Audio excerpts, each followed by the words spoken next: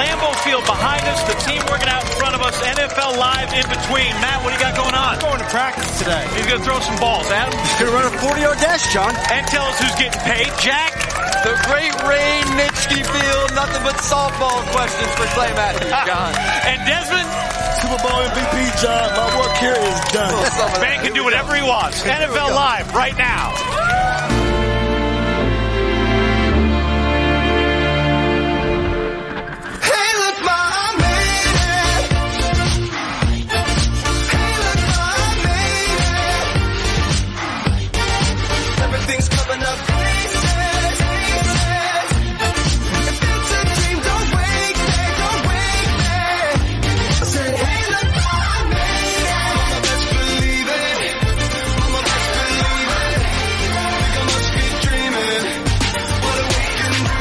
Welcome to NFL Live on the road, celebrating a century of Green Bay Packers football here in Green Bay. I'll tell you, everybody here is great, but only one of us had their mom drop us off at work this morning. Me. We're on the road. Home game here. Matt Hasselbeck, Adam Schefter, Desmond Howard. If you just got here, was that my mom or just the golf cart guy that got you here right in time? That was the golf cart guy. 100 years of football in the same city, that's unprecedented. They're not the oldest franchise in pro football, but the oldest in continuing to play in one city. Do you feel that history when you put on that Packer uniform? For sure. And you come through here. When I played here, you'd walk by the 3 Lombardi trophies that they had back then. Every single day, you'd walk through that lobby and see those trophies and understand that the Lombardi name is synonymous with the Green Bay Packers. Desmond, you brought one of those trophies here. Yes, I did. I was a part of a special team, the 96-97 season. Thank you very much. Thank you. We do it for the fans, the best fans of any professional sport in this country, the Green Bay Packers, the Cheeseheads. And it was a tremendous team. Had a great time here with those guys, man. Just, teammates like Brett, who was one of my favorite teammates of all time. The late, great Reggie White, who was just, man, outstanding human being and football player. It was a good year for us. Very good year. Well, we're here for the 2018 season. I was back a century. The 2018 season, you saw day 2 of training camp, the Packers out on the field, and any more of the history being made by this franchise is led by one man. And then there's Aaron Rodgers, who's got some new receivers and trying to get a new contract. Here's Aaron. I don't know if there's a timetable. It's the feelings haven't changed. I'd obviously love to be here, and I think they've spoken at length about wanting to, extend my deal. But now that I'm here, my focus is definitely in other places. It's on my teammates, my leadership role, and my performance on the field.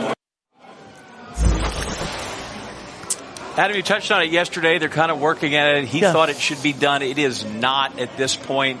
How much does it matter whether it's done or not for him? Look, it's going to get done eventually, whether it's next week, next month, or next year.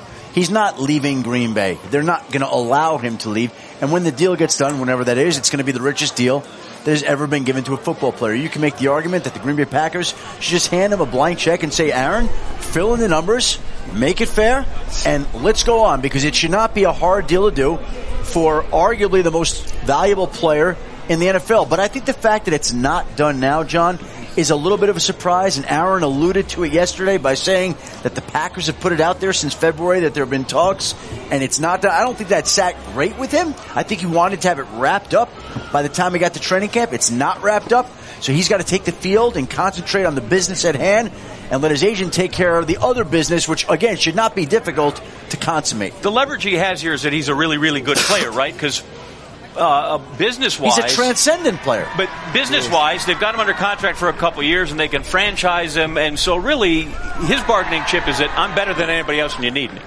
Correct, but Julio Jones was down in Atlanta saying I'm the 6th or 7th highest paid receiver in the league when I believe I'm as good as any receiver in the league, and I should be compensated as such. Aaron Rodgers can make the argument, rightfully so, that he and Tom Brady, they're the 2 best and most important quarterbacks in the entire game. And he's playing this year at about $21 million, which is well below the market value that Matt Ryan at 30 and Kirk Cousins at 28 and Jimmy Garoppolo at 27.5 have established this offseason. Well, as he's working to get a new contract, Desmond, he's also working with new guys on the field. He's got 3 guys they drafted, a couple of new tight ends. He does have Randall Cobb. He's got Devontae Adams, the number 17 now, is supposed to take over that number 1 receiver spot. Yeah, John, number 17 is special. I just left practice, and he made an amazing catch down the field, about 53 yards down the field. I think he has all the talent in the world to be a number 1 receiver. We just need to see if he can handle it mentally, because going through a 16-game season, the guy with the bullseye on your back, the guy that the defensive coordinator is going to plan against every week, that's a different monster at this point. Now, what's going to help him is he has a veteran receiver in Randall Cobb who knows the game. That takes pressure off of him. And then they got Jimmy Graham, too. Jimmy Graham is a very athletic tight end who you can move around the field, and that's going to take pressure off of Devontae Adams, too. But I like him as a number 1. Talent-wise, he's about as talented as any receiver in the league. And I thought he was coming to his own last year before he got injured. They paid him as a 1. They paid him as a 1, and they expect him to be a 1. Matt Hasselbeck, how does this work? Does he adjust to the new guys, or since he's the king here, they adjust to him? Yeah, so here, I think the difference with Aaron Rodgers and other quarterbacks, if I'm a wide receiver or a tight end on this team, I got to realize I got to be ready for the ball on schedule and then after the schedule, meaning scramble drills. Or, hey, we got the defense to jump off sides. Set hut, everybody go deep. We're at the playground, we're at recess, and we're scoring touchdowns. Nobody does that better than Aaron Rodgers. So if I'm a wide receiver or tight end on this team, I got to play to the whistle. Not every team has to do that. Here in Green Bay, that's how you got to play. I like that they got a big bouncy ball. I have no idea what that is. Doesn't look foot long and oblong. But, fire those hips. Come on, John. Maybe that works. So Aaron Rodgers, he'll run the offense, and there's a sense that as long as he's healthy, it will be okay. Exactly. Defensively, they've made some changes. They're not usually a big team in terms of free agency. Bring in Muhammad Wilkinson out of New York.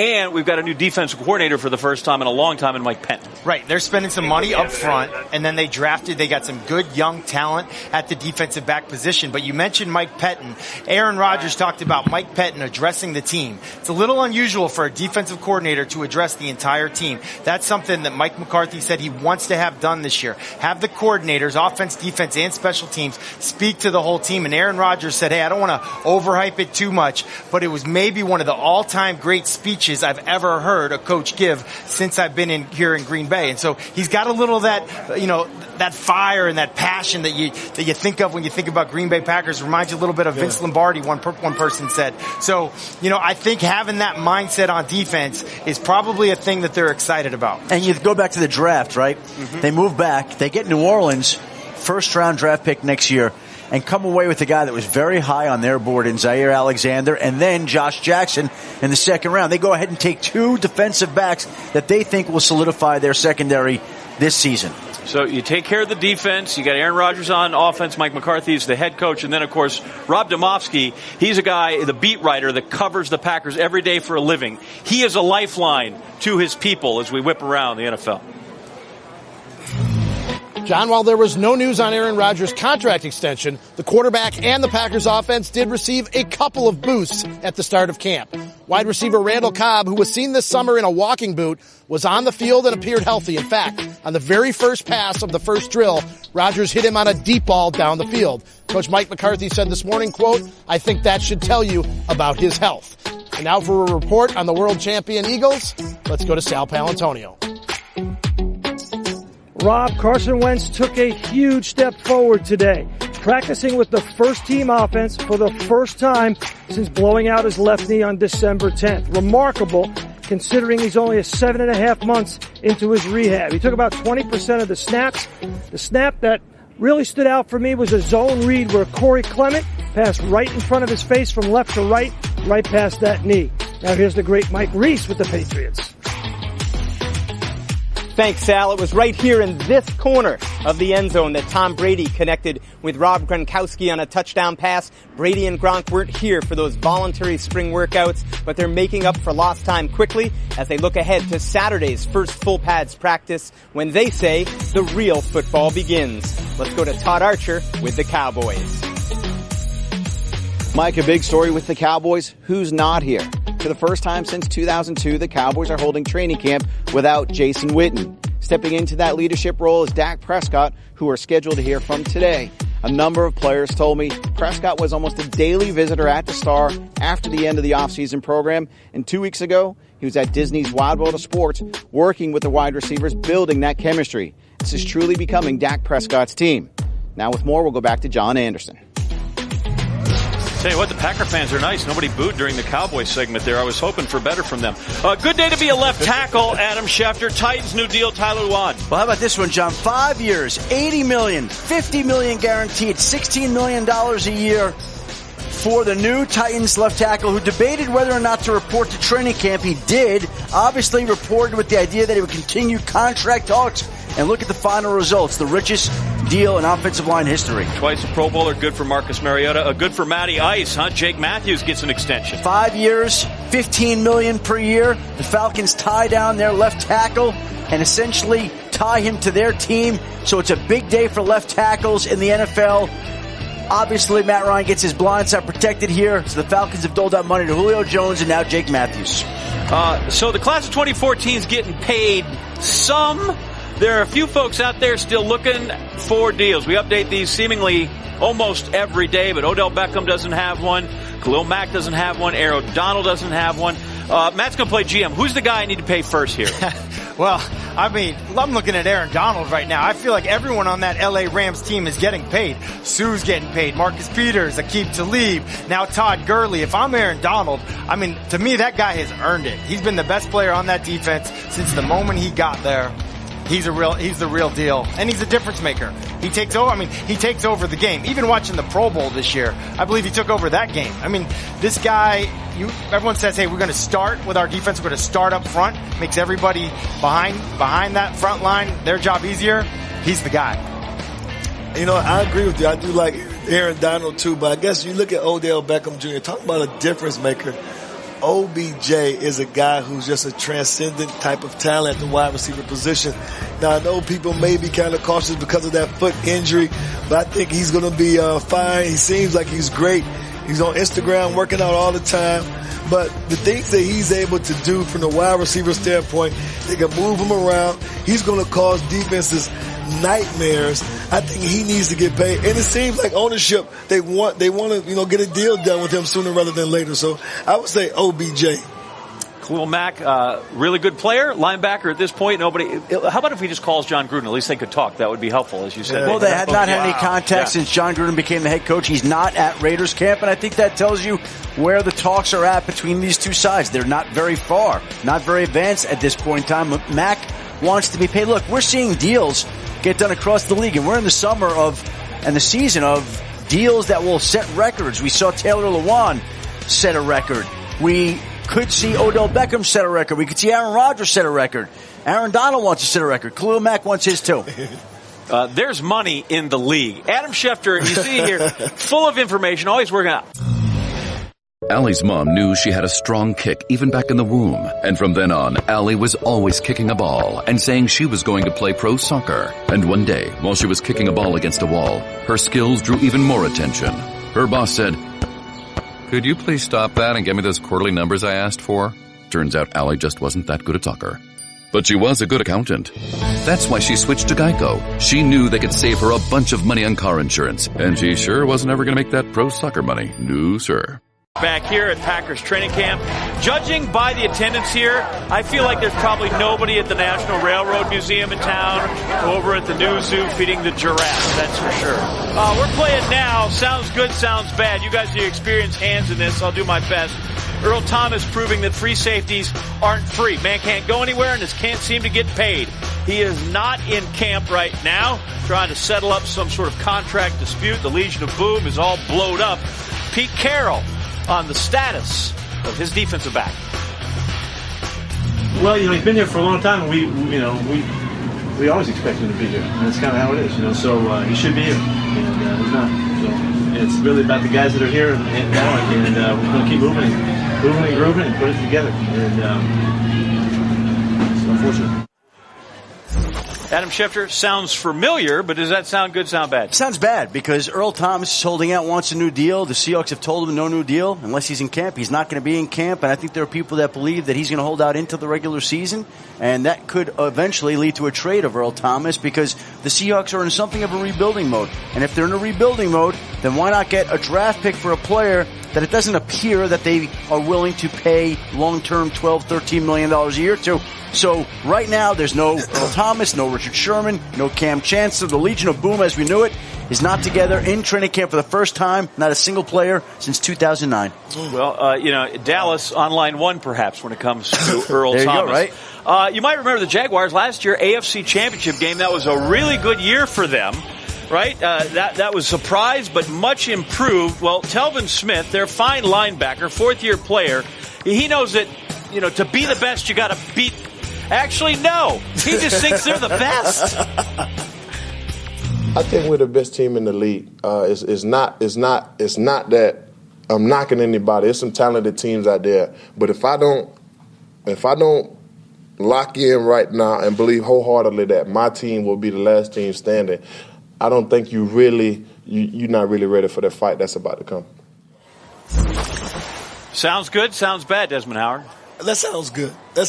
I mean, if I'm a part of a team and went to the AFC Championship game a year ago, I have to go into camp this year thinking we're the best team. We have another chance not to go to the AFC Championship game, but to go to the Super Bowl. So I think at this point, it's not like he plays for the Cleveland Browns, and I can say that because I was born and raised in Cleveland, and he's talking about we're the best team.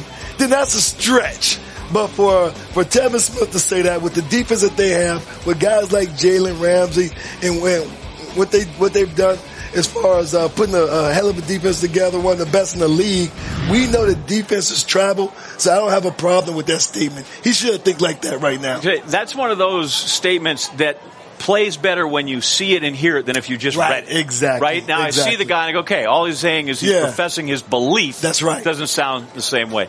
Give us the contract details again. Titans, Taylor Lewan. Taylor Lewan gets a 5-year, $80 million extension. $16 million a year, the highest average per year for any offensive lineman. Wow. And, of course, the $50 million guarantee money, which is a big deal. Take a listen to the sound, John. Well, I want him to spend it on clothes. Your first 2 years didn't go probably as you wanted them to. Now you're the highest paid offensive lineman in NFL history. What's the next step? We've made all rookie team as a rookie, so that's the first one. But, to be honest with you, when you first get in the league, you don't really know what's going on. It's such a different game from college, and your goal is just to grow and get better. He was a cross there between Boss Hogg and Colonel Sanders. That was an interesting look. Very interesting look. Sounds good. How about, good look, bad look? Yeah. I guess when you're guaranteed $50 million like that, you can dress any way you want to. I just don't think the checks arrived yet, is what I'm saying. We got to go. Adam, one more look at that. That's about a 40-gallon hat. What do you got for me? Basically, the Titans just gave Delaney Walker a 2-year extension, 2 years, $17 million. That includes an $8 million signing bonus, $12.76 million total guaranteed total deal, 3 years and $23.2 million. There's the terms on that deal. That just got in. So the Titans paid Taylor Lewan today. Yep. And they paid Delaney Walker today. And they have a good young tight end on their roster, Jonnu Smith as well, who I think this will give him time to grow under Delaney Walker, who gets the big payday there. Tell you what, you're like, I can be like Ricky Bobby. That just happened. Exactly. When you're here with Adam Schefter, bringing you details all like that. Show, man. Wow. Day 2 of Green Bay Packers training camp, NFL Live, here to witness the start of the Packers' 100th season. That youngster will learn you don't cry when the Packers are involved. You only cry when they lose to the Vikings. Practice going on right now for the Packers. Jack Collinsworth standing by with the leader of the defense in Green Bay. And that's Clay Matthews. All right, we're over at the practice field with Clay Matthews. Clay, so we'll start the last time people saw you in June. You're taking a softball to the face. What was the toughest part of that entire process? The surgery, definitely. Coming out of that, I was in about 8 or 9 of pain. I thought it would be super easy, but fortunately I got fixed up by the finest surgeon in Beverly Hills, and I'm looking great again. So, I mean, can't really say much more about it. But, yeah, it was an unfortunate incident, but it's all fixed up now, so I shouldn't anticipate any issues moving forward. There's going to be new faces all over the secondary. There's going to be new faces on the defensive line with you. Who of the new guys is standing out to you so far? Well, I think the DBs especially. I know we got a few new additions, and obviously bringing Tremont back as well. It's a revamped group, so they're looking good. I know they're giving Aaron fits and OTAs, and that's obviously a byproduct of what they're capable of doing, but also a new D coordinator and mixing in some new schemes. So we're feeling really good on defense. Hopefully create some confusion for opposing offenses, and coupled with our offensive prowess, hopefully it leads to really good things. Listen, I know Matthews went to USC, but we don't have a good rhinoplasty surgeon here in Green Bay. You got to go to Beverly Hills to get a nose job? God, he's going to be in the Real Housewives before we know it. Well, we had to go to Milwaukee to get haircuts. Clay Matthews, very, very, very popular here. As well. That's a little locker room humor. I'm trying to host a show here. This is my guy right here. This is my guy. Desmond Howard, Antonio Freeman. Oh, man. Do you want to see your Monday Night Catch against the Vikings or not? I wouldn't mind, but we were just talking about how different businesses had to deliver to the Green Bay Packers here at Lambeau Field. Exactly. We had to get soul food delivered to us. We had to have our barber come in from Milwaukee. So exactly. Everything was taken out. Yeah, but you can get a hell of a potato pancake here. Yes, you can. Get a bratwurst. Hey, funny thing about this play right here, because I had a good view of it from the sideline where I spent most of my Packer career, but basically this is what happened. Free would do this all the time. He would be down, and then he would just get up and run like, no one ever tackled me. So he did this all the time. So our whole sidelines, we were like, oh, that's Free just being free. And the refs were like, no, actually, no one did touch you. Walk us through that play, though. Tell us what happened, because that was an amazing, awareness to, grab that ball, get up and move. The most intriguing thing about it is Brett called an audible. And as you know, Matt, once you make an audible, that's weird. It stays an audible. You can't change it. And this is good coverage by Dishman. He makes a good play, but my high school coach always told me, never stop until you hear the whistle. That's right. And the ball rolled down. It rolled down through his arms and hit my shoulder. Right. You see, I'm getting up. I'm seeing Robert Griffith. He was one of the hardest hitting safeties in the league. And once the ball hit my shoulder, I thought it was his cleat. But I looked with my peripheral, because if you're a real athlete, you have to have peripheral vision. And I could still see something dark, coming downward. And I was able to just stick my hands out right before it hit the turf. Yeah. You saw Dishman celebrating. He was probably taunting the Packer fans. Exactly. He didn't know I had crept up very cautiously, looking for Robert Griffith, and trotted into the end zone. That's my dude. We practice that every Friday, though, believe it or not. Exactly. I'll tell you what, and in 15 years, that story will be bigger and have even more detail, and will get told on more rubber chicken circuits than you can imagine. Because once you move into Packer royalty, you play in a championship squad, right? You got free bird. You may not be able to get soul food here, but you don't have to pay for much else. Not at all. Not at all. That's the beauty of coming back to Wisconsin. But you're still active with the franchise. Yes, they do a lot in the community. They give back, and I'm always some kind of in the circle when they're doing their give back efforts. In April, we just finished a 5-day Packer fan tour. We toured the state of Wisconsin up to the UP. We even bridged off over into Iowa. And they brought us back this week. I've been up and down the road to Oshkosh at the EAA Airfare Show, and they have a little a small but large Packers portal where fans can come by, hear a Q&A, and take some photos. Hey, I want to ask about the holdout. We got Khalil Mack, Aaron Donald, OBJ. You were the holdout when I was here. What's your opinion on, from a player's perspective, how that affects you and your season? Well, fans don't like it, but as a player's perspective, we all know you're one hit away from your career being totally over with. And as a player, we're guided by our agents. Our agents give us our leeway to what we're worth, what's possible, and then it's to us to make a stance. Did you feel ready to go, though? I didn't feel ready to go. I felt away from my team. I felt like I missed my team. I felt like I was missing a beat. And when I got back, Coach Ray Rhodes at the time, he took the first 10 days to just do conditioning. I never practiced with the team. The first 10 days, I just got conditioning just to get myself and my body ready to running at a competitive level. Anybody can run at home and jog, but when you're running with a purpose, it's a little different. But where were you in your career? What year was that? That was year 5. Yeah, so there you had 4 productive years already, so they kind of knew what you could do on the field. Right. You know what I mean? Right. So at that point, they say, let's get him back to football shape, and then we can get out there and do what we do on the field. Absolutely. Yeah, makes sense. How many times you get asked to compare Brett Favre to Aaron Rodgers? Because whatever it is, add 1. That's what I just asked you. Yeah, that's the toughest conversation. I've never had a chance to play with Aaron Rodgers. I've only played with Brett Favre for my entire my entire career, and wow, what a great time, what a great guy, improviser, and a blessing for me to come into the league and have an established quarterback as my own. But when you watch Aaron, you see what? Yeah. I mean, I see less mistakes. I see less risk-taking. Brett was a risk-taker. He believed in his arm strength. He could believe he could make every throw.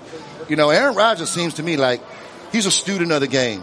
He's going to survey the field each and every time before he gets out there, and he's going to go to the best matchup. Brett didn't always go to the best matchup, but it appears that Aaron Rodgers definitely seeks the defense and goes to the best matchup. I always think that Brett Favre sort of overpowered the game, and Aaron has a great he makes the game cooperate with him. Right? Somehow the game just sort of bends to how he wants it without it overpowering. Give me a great Desmond Howard story. Man, I'll give you a great Desmond Howard story. It's the night before the Super Bowl. Oh, come on, man. Was there a curfew? Yes. Okay. We didn't break it, but it was broken. We were roommates. Yeah. And we had been together all week, and I came home. I went to sleep before he did. All I know is I woke up at 5 a.m. to go to the bathroom, and I looked, and I'm like, oh, snap. Desmond's gone. Desmond had left to get a new room because somebody in our room was snoring very loud. and it's weird because we both went out and had fabulous games, probably the games of our lives. Yeah. He was the Super Bowl MVP. Yeah. I had the longest touchdown in the Super Bowl history at the moment. And it probably took that moment for us to just be apart from each other, get our thoughts together through our sleep, and come out and play a great game. Handle our business. Exactly. You know you got some pull when you can leave at 5 a.m. and get a new room. Just go knock on Reggie's door or somebody. Like, Reggie, man, I got to get some rest. Hey, man, we're a close team. Real close team. We was. Yeah, exactly. Antonio Freeman, thanks for stopping by. Appreciate Thanks for having me, guys. Spreading the Packer goodwill. All right. BMO free. Man. Packers training camp, Packers experience. Fun for the whole family. Certainly better than 2-a-days. Thank goodness for the new CBA. Packers training camp. 100 seasons here at Lambeau Field. Yeah, see, sometimes you need a little help if you're a Sparky to get in there. Named after Curly Lambeau, founder of the franchise back in 1919. He, too, has a statue here. Everybody makes big things about Packers. You have to leave the Packers. You know, he ended up coaching the Cardinals after he left Green Bay. Just like Vince Lombardi went to the Washington Redskins. Trivia. Let's go down and tell you about the old Houston Texans. There's J.J. Watt moving slowly. Hopefully he's healthy. 3 games in 2016 because of a back. 2017, 5 games because of a leg. Deshaun Watson coming back too. It feels good. Just putting in the work. It's been long days, early mornings, late nights, tough times, mornings where I didn't want to get up, and the drills that I didn't want to do, but I stuck through it. And I just appreciate the training stuff we have here, and all the guys that helped me get through the process and to get to where I'm at now. And the process isn't done now. Going to continue to train and rehab throughout the training camp and throughout the season. Felt great to be back out there. The first day, the biggest thing is you just want to test out your lungs, test out your legs, make sure you're fresh, make sure you're in shape. And that's the biggest thing for me today, and I felt really good out there. So it's day one. You're not going to get any crazy proclamations or insight out there, but just to be back with the guys. That's the biggest thing you miss during a time off is being in the locker room, being on the field, messing around with the guys on the sideline. That's the most fun. day one. What they really want to do is get him to game 16. Same with Deshaun Watson. We're going to start talking about the quarterback, second year Deshaun Watson out of Clemson. We were originally going to ask Matt about the quarterback, and you tactfully deferred and sublet the job and the question over to Desmond. But it's true, because you've seen him for how many games? You've seen him for 5 games. And you've seen him for 2.5 years or 3 years at Clemson. Exactly. And I tell you what, the thing about Deshaun Watson is first of all, he's a wonderful kid. He has a great story. He's a guy who won over his teammates at Clemson. He's the type of kid that you pull for. He's a winner. He's a great quarterback from the standpoint that he's a thrower first, not a runner first. When I covered him at Clemson, he's a guy who's a quote-unquote dual-threat quarterback. But he's a guy who actually understands that he wants to throw the ball first, athletic enough that he can get out of the pocket and still make throws. But like we showed you earlier with Aaron Rodgers, once he's out of the pocket, he's still looking down the field to try to make a play, as opposed to some other quarterbacks that once they're out the pocket, they're going to tuck it and run it. I think now the learning curve is starting to get smaller for him. We saw brilliance from him a year ago, but it was only 5 games, small sample size.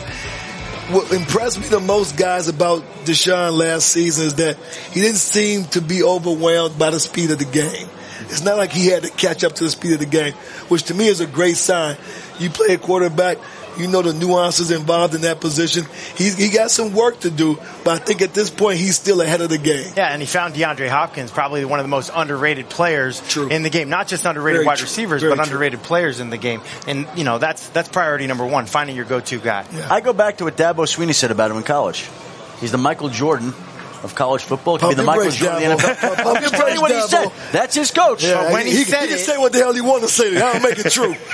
But he made it look true. Yeah, pump your For brakes. 5 weeks, he made it Michael look Jordan, true. college football will win the Heisman. I'm just saying, pump your brakes. And I'm not saying he didn't deserve the Heisman.